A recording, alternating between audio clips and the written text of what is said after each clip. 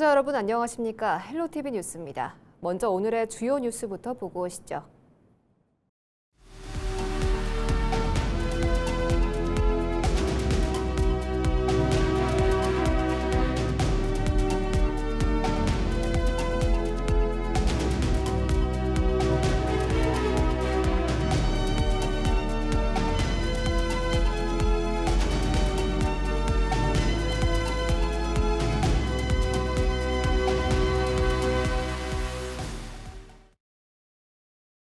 강원랜드 이사회가 차기 강원랜드 대표이사에 김도균 전 육군 수도방위사령부 사령관을 단수 후보로 의결했습니다.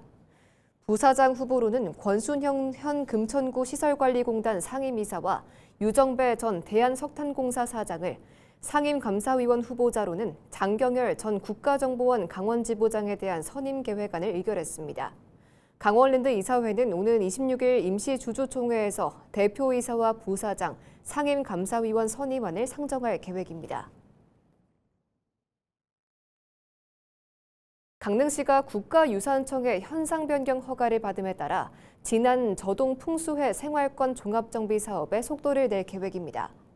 사업 지역은 반복적으로 침수 피해가 발생하는 지역이지만 국가유산인 경포대와 경포호가 인접한 지역으로 국가유산청의 문화재 현상 변경 심의에서 2차례 불허 통보를 받은 바가 있습니다.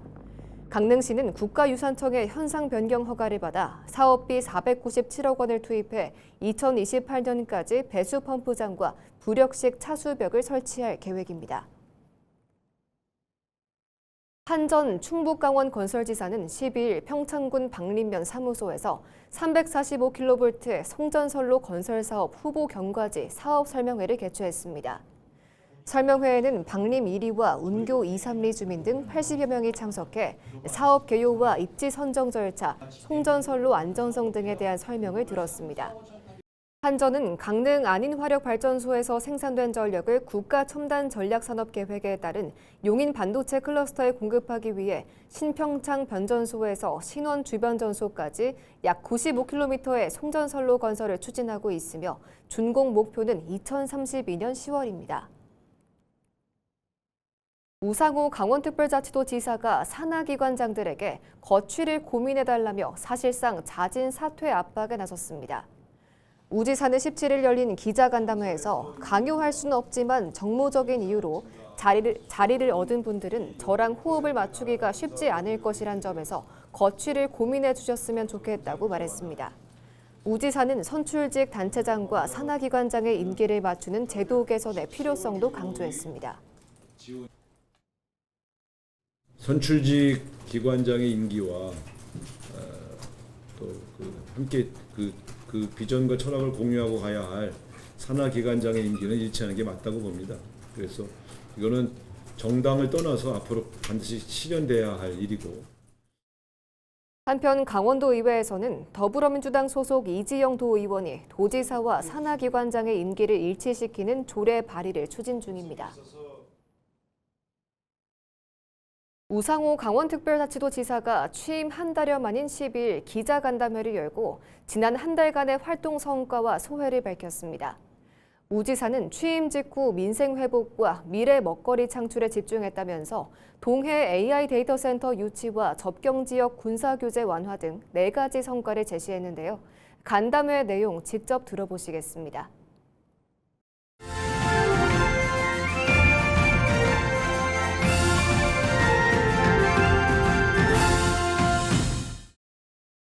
동해 AI 데이터 센터 빠른 속도로 지금 진행이 되고 있습니다. 최대 120조 원에 이르는 GS그룹의 동해 AI 데이터 센터 조성 사업이 본격적인 실행 단계에 들어섰습니다. 지난 7월 6일 날 강원도 동해시하고 강원도와 동해시 GS가 업무 협약을 맺었고 아마 예상되기로는 오늘 11월쯤에 일단 100메가와트급 1호 센터부터 착공할 그런 계획입니다. 두 번째는 제가 내건 공약이기도 합니다만 접경지 및 강원도 군사 규제 완화입니다. 그래서 안규백 국방부 장관을 만나서 같이 의논을 2번 한 결과 민통선 2km 정도 북상을 지금 강원도에 적용하기로 뜻을 모았고요. 가시적인 성과로는 그 7월 22일에 속초 고성 일원의 약 639만 제곱미터, 속초시 면적의 6%에 달하는 군사보호구역이 해제되었습니다. 세 번째는 화천군 농어촌 기본소득입니다. 이달부터 화천구민 23,000명이 매달 15만 원 정도의 지원을 받게 됩니다. 네 번째가 속초 대포항입니다. 국가 거점어항 조성사업 공모에서 전국 11개 항 가운데 3곳에 드는 예비 대상항으로 선정이 됐습니다. 여기에는 897억 원 규모의 지원이 이루어지게 됩니다.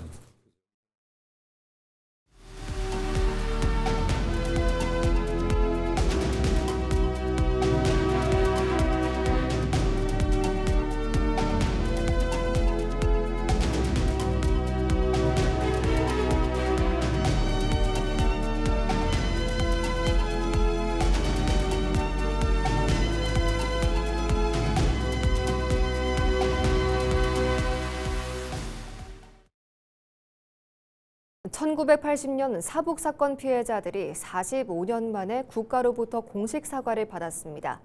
폭도로 낙인 찍힌 채 살아온 광부와 가족들의 상처를 국가가 처음으로 공식적으로 보듬었다는 점에서 지역사회도 환영하고 있습니다. 하지만 진상규명과 명예회복, 피해에 대한 실질적인 배상까지 남은 과제도 적지 않은데요. 45년 만의 사과가 끝이 아닌 새로운 시작인 이유입니다. 이다혜 기자입니다. 지난 7일 이재명 대통령이 국가폭력 피해자와 유가족들을 청와대로 초청해 사과의 뜻을 전했습니다. 다시 한번 해방 이후 이 땅에서 벌어진 모든 국가폭력 사건 피해자들께 깊은 위로와 사과의 말씀을 드립니다. 40년 넘게 진실규명을 요구해온 이원갑 사북민주항쟁 동지회 명예회장은 국가의 사과에 감사의 뜻을 표했습니다. 그러면서 철저한 진상규명과 명예회복 조치를 재차 요청했습니다. 오래된 아픔에 관심을 가져달라고 손도 여러 번 내밀어 봤지만 아무리 손짓을 해도 잡아주는 사람이 없었습니다. 국민주권 정부에서만큼은 진화의 검거 조치가 제대로 이행되어 국가폭력의 피해자가 더 이상 대물림되지 않기를 바랍니다.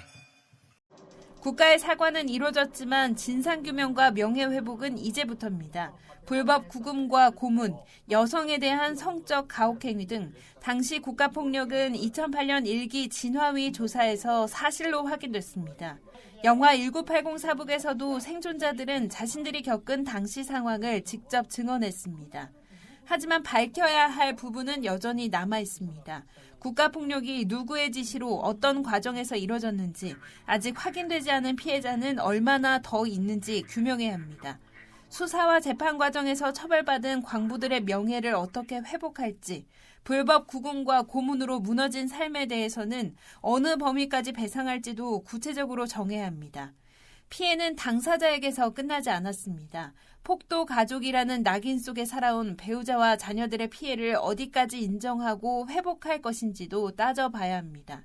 다행히 지난 2월 과거사 정리법 개정으로 국가폭력 피해자의 손해배상 청구권 소멸 시효가 폐지됐습니다. 사북 사건은 당시에 유독 잘못 알려진 부분이 많아서 오해가 심했고요.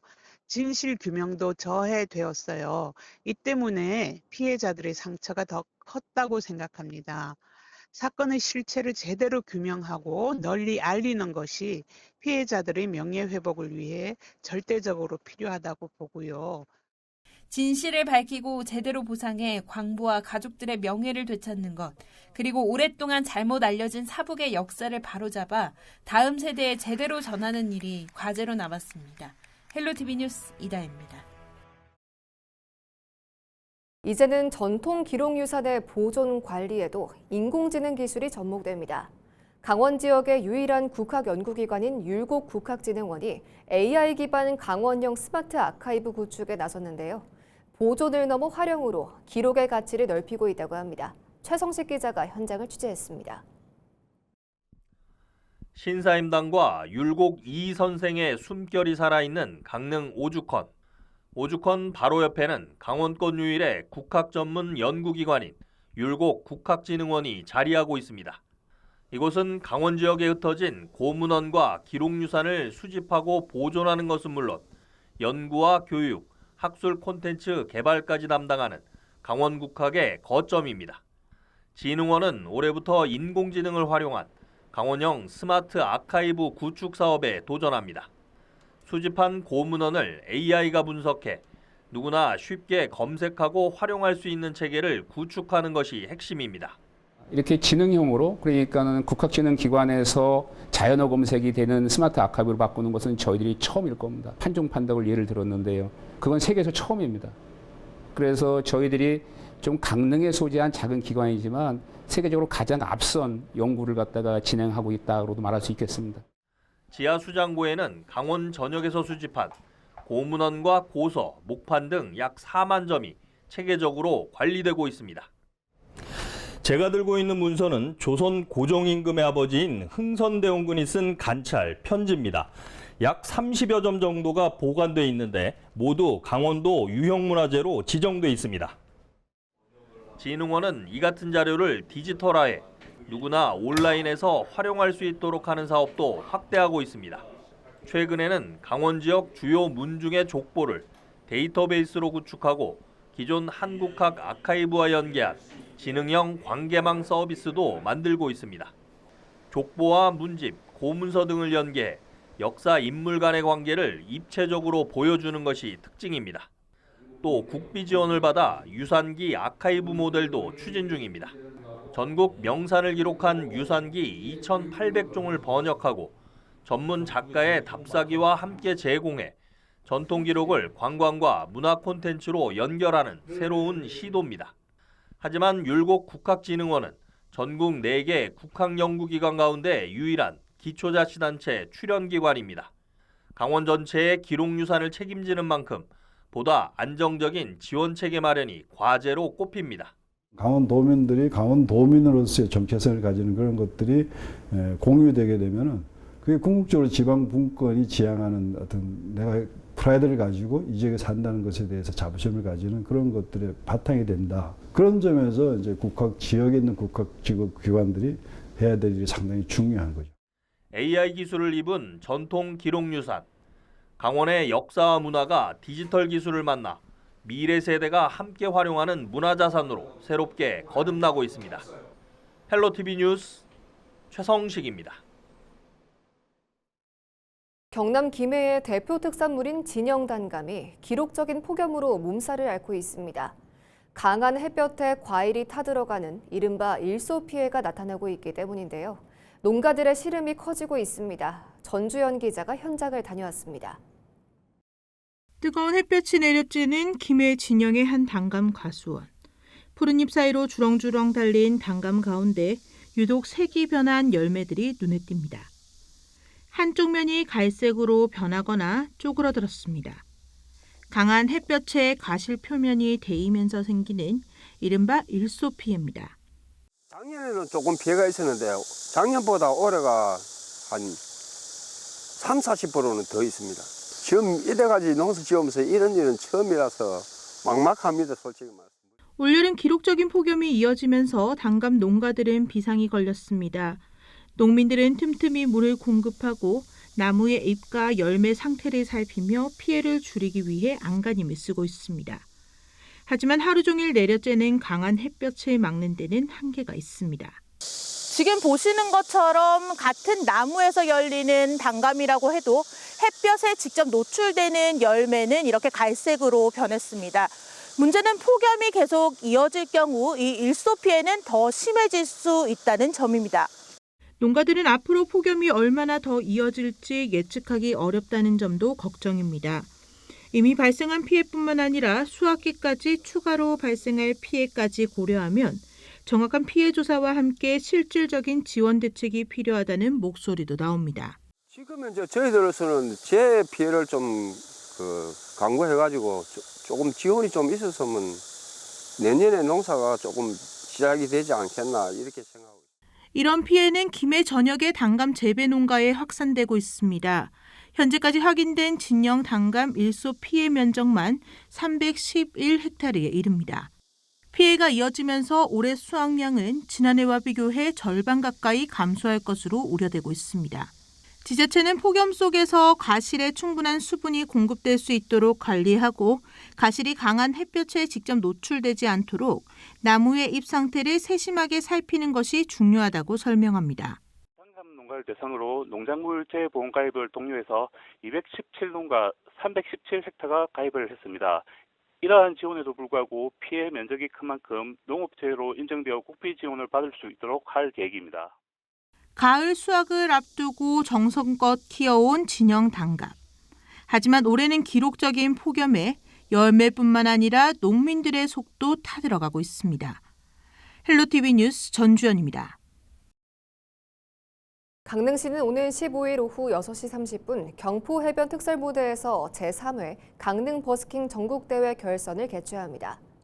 지난 7월부터 5주간 진행된 본선에서는 전국에서 모인 150개 팀이 열띤 경연을 펼쳤으며 최종 8개 팀이 결선 무대에서 대상을 두고 경연을 펼칩니다. 또 결선 경연 사이에는 육중한 밴드와 럼블피쉬, 지난해 대회 우승팀인 오름새 밴드가 특별 공연을 선보일 예정입니다. 강릉시가 하천 불법 점용시설물에 대한 정비 결과 703건을 적발했다고 밝혔습니다. 강릉시는 지난 3월부터 4개월 동안 지방 하천 22곳과 소하천 128곳을 대상으로 평상과 그늘막, 무단 경작, 물품 적치 등 703건의 무단 점용 행위를 확인했습니다. 이 가운데 안전상 위험 요소가 크거나 물길을 막는 시설 등 620건의 무단 점용에 대한 조치를 완료하고 83건의 무단 경작은 연말까지 조치를 유예했습니다. 제25회 치악산 복숭아 축제가 오는 22일부터 23일까지 댄싱 공연장 주차장에서 개최됩니다. 행사 기간 치악산 복숭아 원주시 협의회가 직거래 판매장을 운영해 농가에서 생산한 복숭아를 소비자에게 직접 선보입니다. 판매는 소비자가 현장에서 복숭아 구입권을 구매한 뒤 복숭아로 교환하는 방식으로 진행되며 산지에서 갓 수확한 치악산 복숭아를 합리적인 가격에 구매할 수 있습니다. 횡성군 보건소가 지역 응급의료체계 강화를 위한 유관기관 간담회를 개최했습니다. 이번 간담회는 횡성 관광 500만 시대에 발맞춰 관광객의 응급 상황 발생 시 겪을 수 있는 의료 이용 불편을 사전에 해소하기 위해 마련됐습니다. 이날 회의에는 보건소와 소방서, 지역 응급의료기관 등이 참석해 관내 응급 환자의 신속한 이동과 의료기관 수용을 위한 협력체계 구축 방안 등이 논의됐습니다. 태백시가 운영하고 있는 태백타워 브릿지와 공공산후조리원의 방문객이 꾸준히 증가하면서 시의 주요 시설로 자리매김하고 있습니다. 우선 태백타워 브릿지는 지난해 11월 승강기와 연결다리를 개방한 이후 지난 8월 6일 기준 누적 이용객이 21만 1,633명으로 집계됐습니다. 또 공공산후조리원도 지난해 4월 개원 이후 지난 7월까지 모두 28명의 산모가 이용했으며 8월 입소 예정자도 8명이 예약했습니다. 춘천 여름 레저 프로그램 의암호수욕장이 성황리에 마무리됐습니다. 춘천시와 춘천 레저 태권도 조직위원회는 지난달 세계 태권도 문화축제 기간 동안 의암호 일원에서 수상 클라이밍과 호수욕 프로그램 등을 운영했습니다.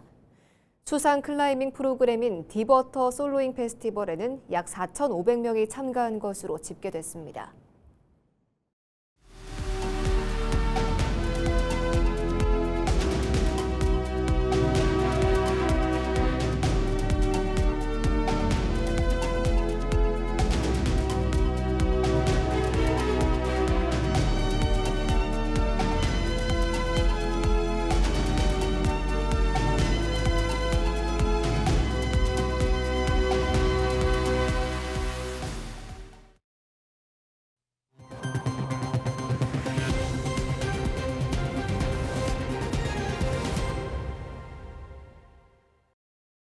이상으로 뉴스를 마칩니다. 시청해주신 여러분 고맙습니다.